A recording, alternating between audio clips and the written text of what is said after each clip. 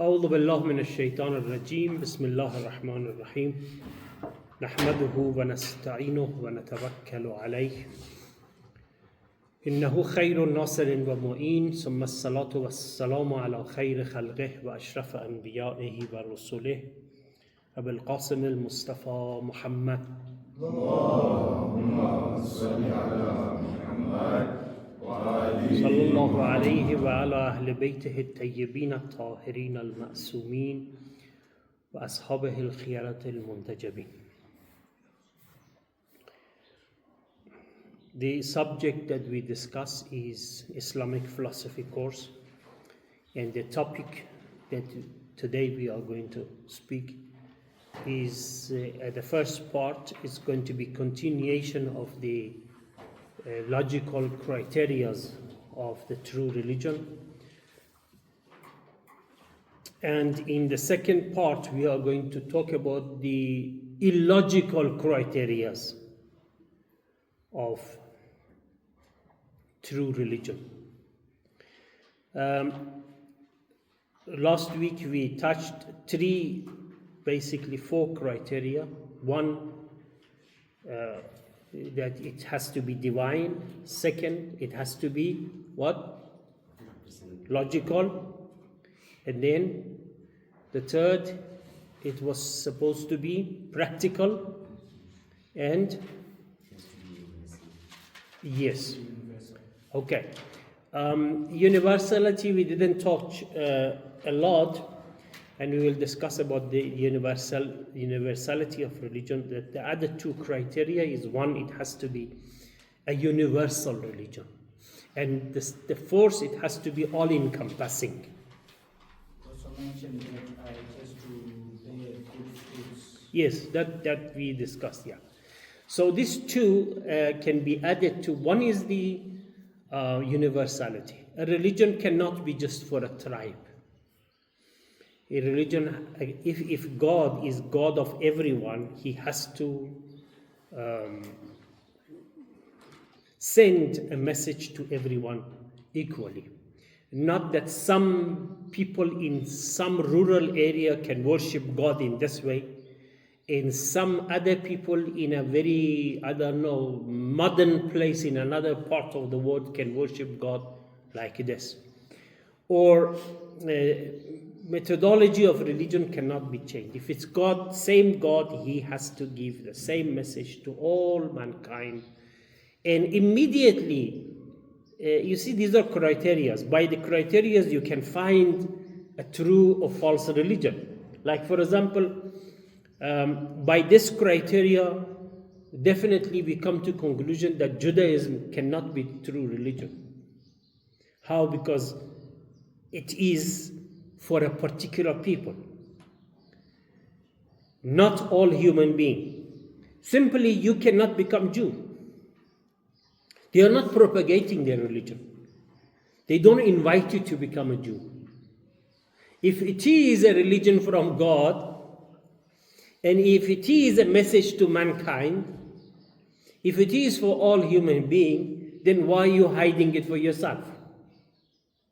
If it is from Allah, then Allah should not differentiate between Jews and non-Jews, while they have done it. It kept it in between themselves.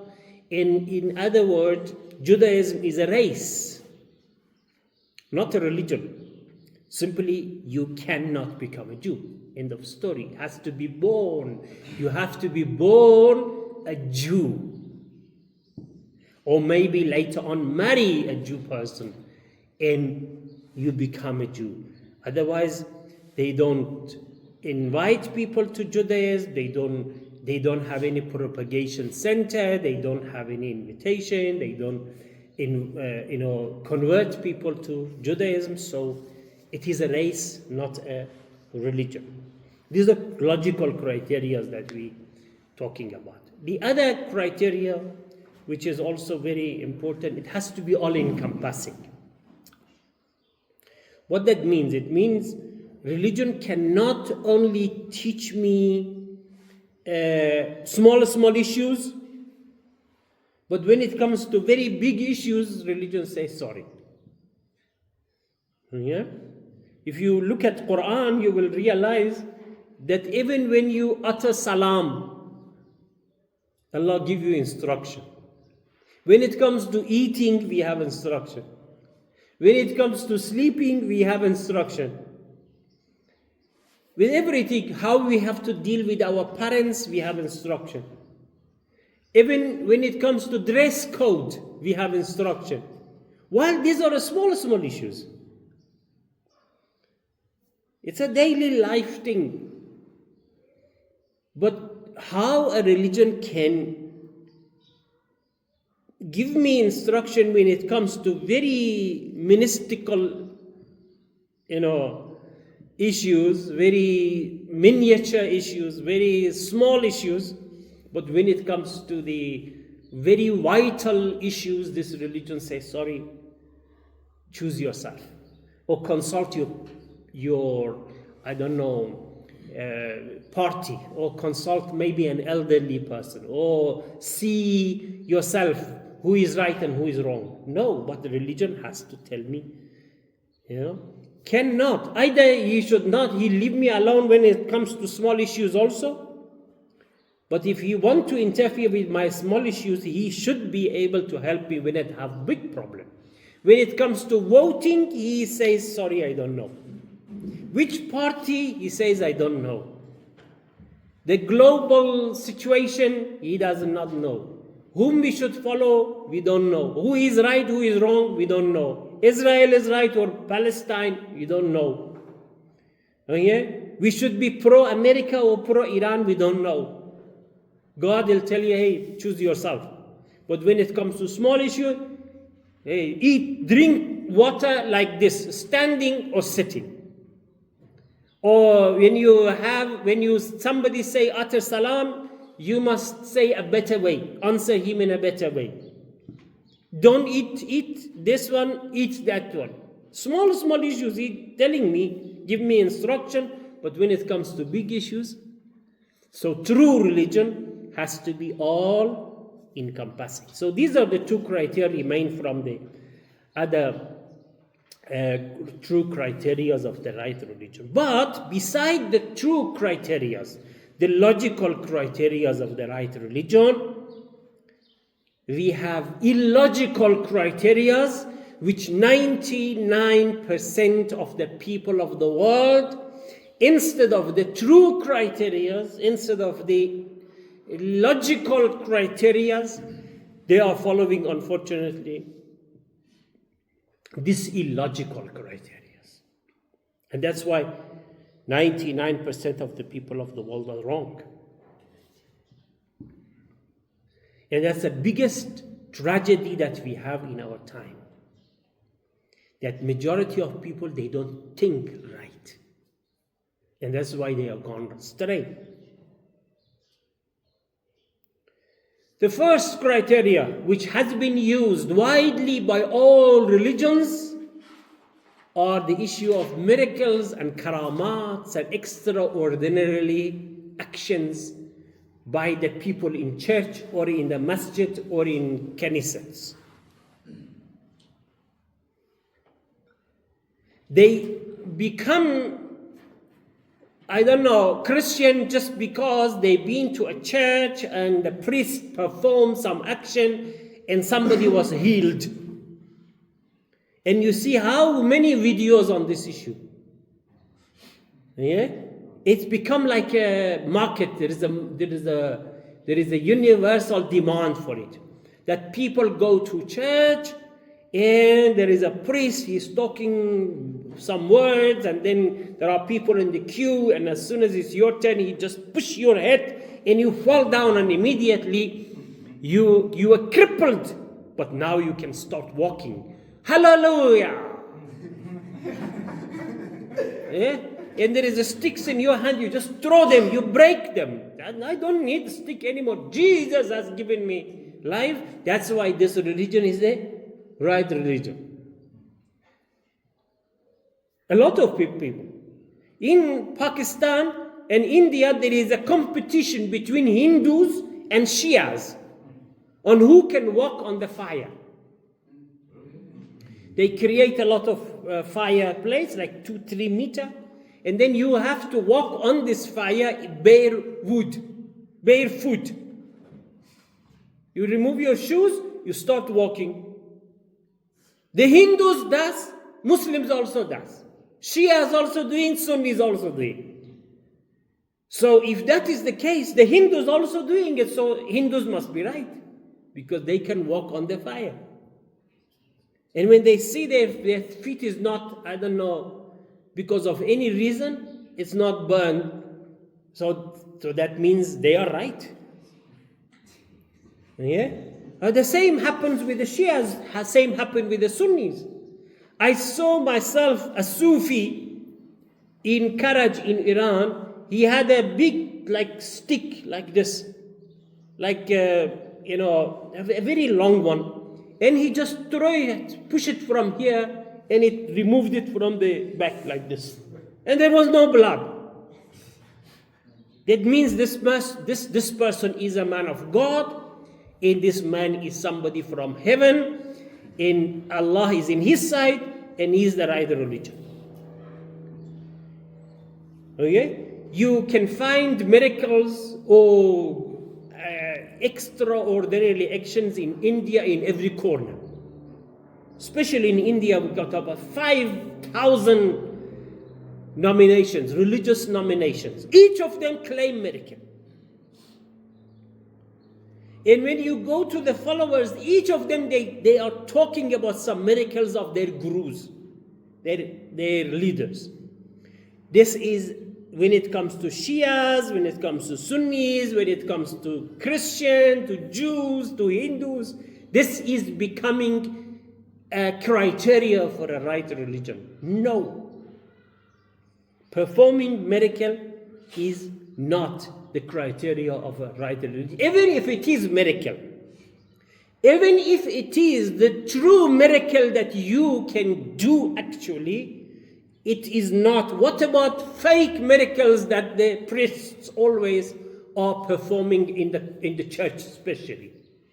I watched a movie called Leap of Faith. It's all probably on the YouTube, go and check. They show you how the priest tricks people. They put somebody next to you, say, oh, what are you here?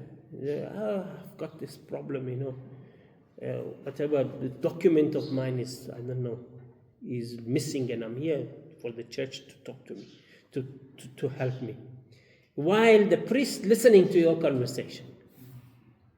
Okay? They say, you, come here. You have missed your documents. How you know? While I had the conversation, finishing the story. Okay? And they pay to people. Come with the sticks, like crawling, and when I push this, you just start walking. I'll give you $500. It's a business, they do. Okay? So, a lot of these things are documented. First of all, most of these miracles performed are fake miracles. And even if it is true, even if there is somebody who can read your mind, even if there is somebody who can tell you about your future, even if there is, that doesn't mean that this person is prophet from God and has come with a mission to guide mankind. It's not the sign of a true religion. So, and alhamdulillah, Islam is the right religion because Islam doesn't lean on miracles. Of course, we have Quran as a miracle. When we talk about the miracle, when we reach to the part of miracle, we'll talk more about it. But something happened at the early stage of Islam which shows how brilliant this religion is. And those are the signs of being a true religion. One of those days that the Prophet was preaching his religion, and while everyone is waiting for a miracle happened.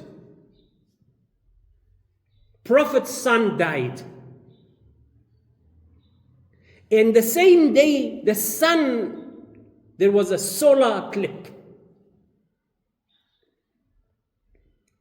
Just imagine. It's a big event. Here Prophet's son is dead, and here even the sun is mourning. There is a solar eclipse.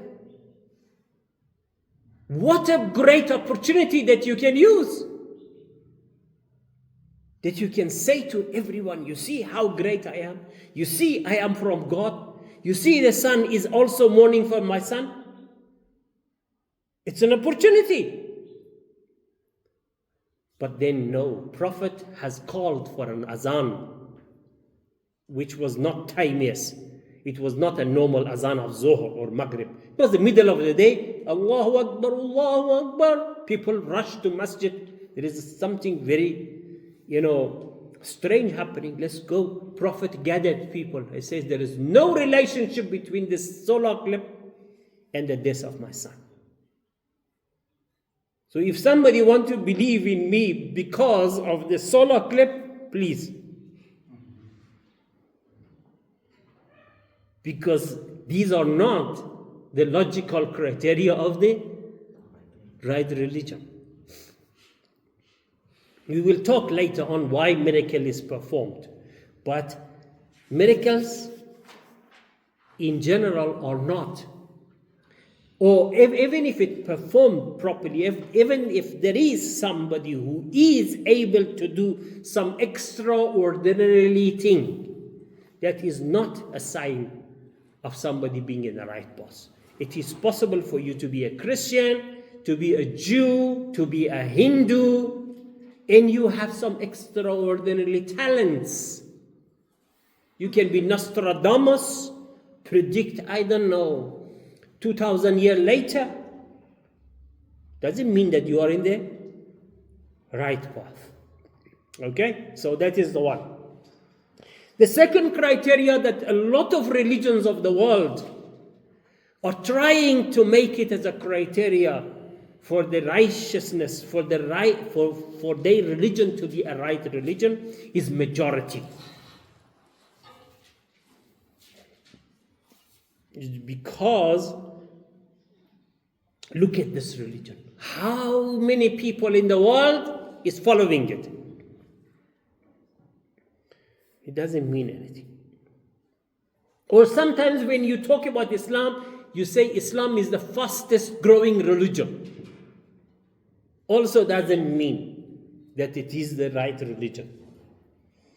Because at the same time that Islam is the fastest growing, probably Buddhism also is. In one stage, Islam was not the fastest growing religion. It was Buddhism. In another stage in the world, there was communism, the fastest growing ideology. That doesn't mean that communism was right. Right after the Second World War, when Lenin and Marx and them, they came with their ideology, and China was occupied by the communists, and Russia, there was a revolution there, and they did manage to topple the Tsar dynasty, and they established the communism there. Then the whole world were talking about what? Communism as a new ideology, which the people of the world must now follow. That doesn't mean. If the whole world, the whole majority of the whole world, everyone is thinking about something, maybe they are wrong. It doesn't mean that just because 10 people are thinking right, the other one person is wrong. No, maybe that one person is right and the rest of the people, the community, are wrong. Look at all truths in the world. All truths in the world, at the beginning, there was only one person talking about. Just imagine when the Prophet ﷺ came with his message, who was following him beside Ali and Khadija? No one. Majority were not. And easily somebody comes and says, hey, you three think that you are the right people. Look at the whole Quraysh, look at the whole Jazirat al-Arab, the Arabic Peninsula, they are all following ideals. So you three, you think you are wrong, right? It's not, doesn't mean.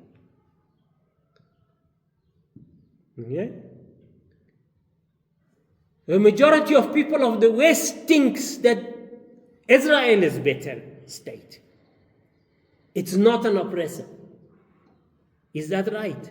Of course not. Majority of the people may think that homosexuality is good.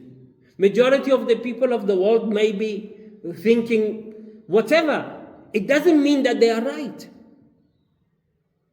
So having majority, yes, when it comes to democratic election, we are not talking who is right and who is wrong. No, democracy can only tell you who is chosen by people, right or wrong. They may choose a wrong person. It doesn't mean that person that they have chosen is right. It's just meaning that is their choice. They have chosen, majority has chosen a wrong person. Yeah, that doesn't mean anything, that he is the right now. The right, it means from religious point of view, he is chosen by God also. No. So, these things that you say, hey, look at so Christianity may come and say, we are right because 2.5 billion people of the world are following us. Look at you think 2.5 million are wrong? So, you see, you remain speechless. The same Muslims also can say, look, majority, we are Sunnis. We are 2 billion Muslim around the globe. Only probably 200 or 300 million are Shias. The rest, majority, are Sunnis. So we are right. But if you look really, you will see majority of the people of the world, they are not even religious. They are following Shinto and Buddhists and say they are Hindus, and they are not even, they don't have this type of one of the three religions. At least we have something like 1.5 billion people in China. No religion. Another 1.5 billion probably in India, following other religions. Doesn't mean majority of the people of the world have no religion. So if being majority is the right criteria, then no religion is the best religion. So being in in majority, it doesn't mean that you are also right. The other criteria which is used is the right propagation, the methodology of propagation. A lot of religions are able to propagate their religion in a right manner. But then a lot of religions, they are not doing it. Look at Baha'ism, how beautifully they preach their religion. Look at the Christianity, how beautifully they preach religion. Look at the way that they are using art, they are using technology, they are using music. In Sunday, you will see a lot of beautiful girls and boys dressed nicely, they come, and the priest is also very smart, and he talks, and he uses different methodology to speak very well.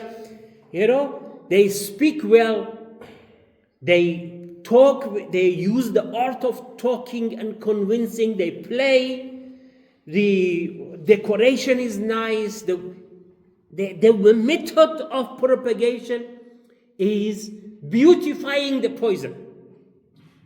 In other words, good method to talk about the wrong thing. While unfortunately in Islam, we have bad methodology of talking about something beautiful. You're talking about something beautiful in a very ugly way. They don't know how to talk, where to talk. They don't use art. Painting is haram. Photography is haram. Video is haram. I don't know. Music is haram. In the masjid, you cannot touch this. You cannot touch this. Women, they are not allowed to come to the mosques. We don't have any of the right way to preach a religion. It's all forbidden in Islam. It's only talking. And always you have to listen. You know, you go to this masjid. From the moment that the Maulana start opening his mouth, those people who has listened to him for 100 times, he will predict up to the end what is going to be the next word he is going to speak. While the Christian priests, they study, they read, they learn how to influence the people. So, this is wrong, that is also wrong. To influence people, it's a good way to talk about it. It's a good way to use for preaching religion, but doesn't mean that that is the right religion. Because he is using the right methodology to preach it, it doesn't mean that that is the right religion. Look at how they are translating at the same time. You know, the biggest place in the world built by human being is a church in, I don't know, I think it's in Philippines. 120,000 people come every day. Some of these people are paying to listen to the priests. And they televise to about 100 countries. Beautiful way that they do. Look at Jehovah's Witnesses. They go knock doors to doors, talk to you very nicely in a very smart way. But that doesn't mean that just because you do door to door talking and having good conversation doesn't mean that you are the right religion. It means you're using good methodology to preach a wrong ideology, but doesn't mean that you are the right person. So these are the criterias of the, what you call, illogical criterias of the right religion. A lot of people in the world are following a religion just because they're attracted to the way that religions are propagated. They don't know, they don't even care how is this religion. It's just that because, they are very attracted with the music, the gospel music, for example. He's an artist, he loves music, and here this special gospel music has attracted his mind, and because of that, he now become what? A Muslim. A lot of people also become Muslim just because of listening to Quran.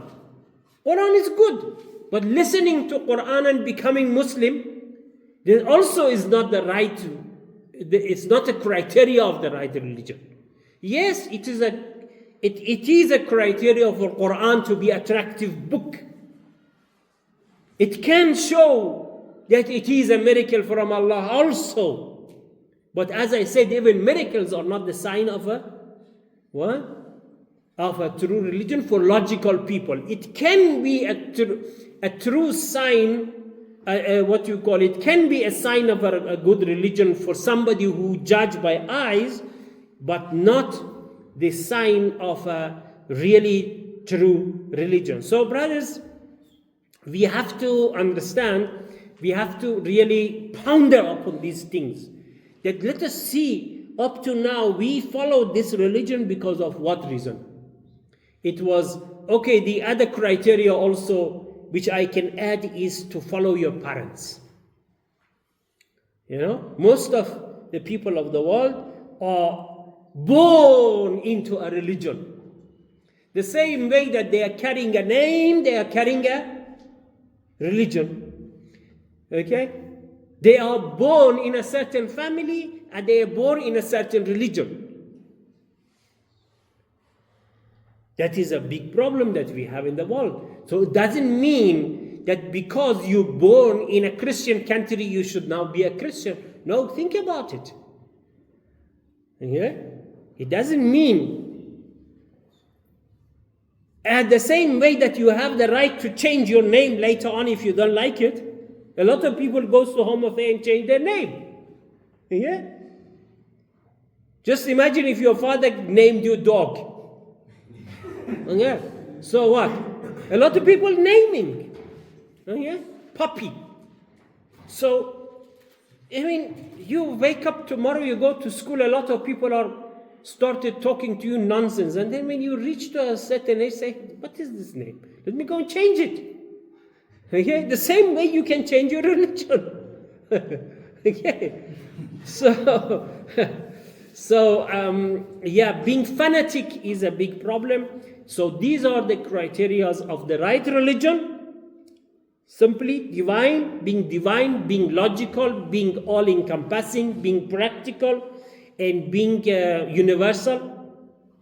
And illogical criteria of the right religion. One is the miracles, no. Second, majority, or no. The methodology of propagation, no. All of these things are or even family trees or genealogy or family influence or being born in a certain family, they are not, none of them are the criteria of the right religion. Right religion goes only those 5-6 criteria that I have mentioned. A lot of people in the world are following what you call unrealistic, non-true, illogical methodology for searching religion. That's why majority of the people of the world are going to a wrong direction. وآخر دعوانا أن الحمد لله رب العالمين.